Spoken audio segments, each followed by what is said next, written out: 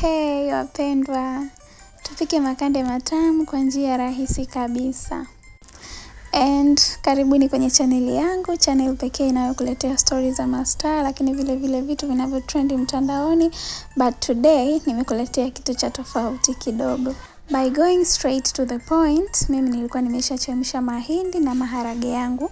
Yalikuwa yamekwisha iva kama unavyoyaona hapo kwenye screen yako.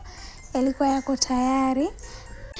Na kuyaunga tutatumia viungo vichache tu. Nitakuwa na nyanya, nina vitunguu, nina hoho, carrot, kitunguu swaumu pamoja na pilipili. Lakini kwa upande wa pilipili ni option. Kama hautumii unaweza ukaiacha tu, wala haina shida. Basi utaandaa viungo vyako. Kama unavyoona mimi nilikuwa nimeshavikatakata na viko kwenye hali ya usafi. Kwa upande wa carrot, unaweza ukaisaga kidogo na nyingine ukaikatakata. Then nyanya utazikatakata au kama unapendelea unaweza ukasaga. Haya, baada ya hapo utabandika sufuria yako, utaweka mafuta. Lakini kitu cha kuzingatia, make sure moto sio mkali sana. Weka moto wa kawaida tu unapoanza kupika.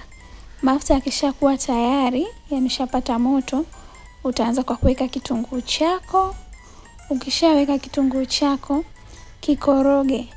Alafu kiache kitunguu chako kiive mpaka kitakapokuwa na rangi ya brown. Usiache kitunguu kikaungua wala usiache kitunguu kikiwa kibichi ukaendelea kupika. After hapo utaweka kitunguu swaumu, utakikoroge. Na chenyewe usikiache kikae muda mrefu sana, kiasi tu. Then after hapo utaenda kuweka hoho.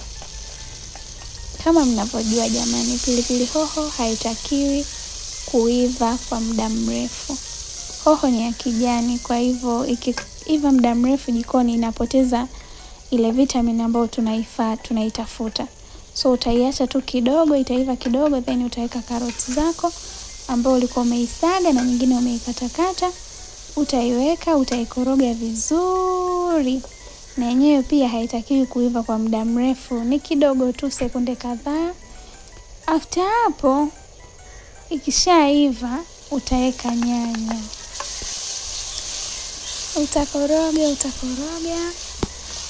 Utaikoroga vizuri kuchanganya na viungo vingine. Nyanya yako ikishachanganyika na viungo vingine, then utaiacha ichemke, lakini make sure umeweka na chumvi kwa ajili ya ladha. Chumvi jamani, chumvi nyingi ni hatari kwa afya yako, kwa hiyo weka chumvi kidogo tu, yani kiasi. Ukishaacha viungo vyako vikaiva, basi utaweka makande yako ambayo yalikuwa yameshachemka tayari. Utayakoroga vizuri. Koroga tu mpaka yachanganyike kama unavyoona hapo ya kwangu yamechanganyika. Then utaweka maji kwa ajili ya mchuzi. Na maji pia usiweke mengi, weka maji kiasi tu kidogo. Ukiweka maji mengi mchuzi wako utakuwa mwepesi. Haya jamani, kitu chetu hiki hapa. Makande yetu tayari yamekwisha chemka. Na kama mnavyoyaona mchuzi wake ni mzito jamani. Yaani hapo yako tayari kabisa.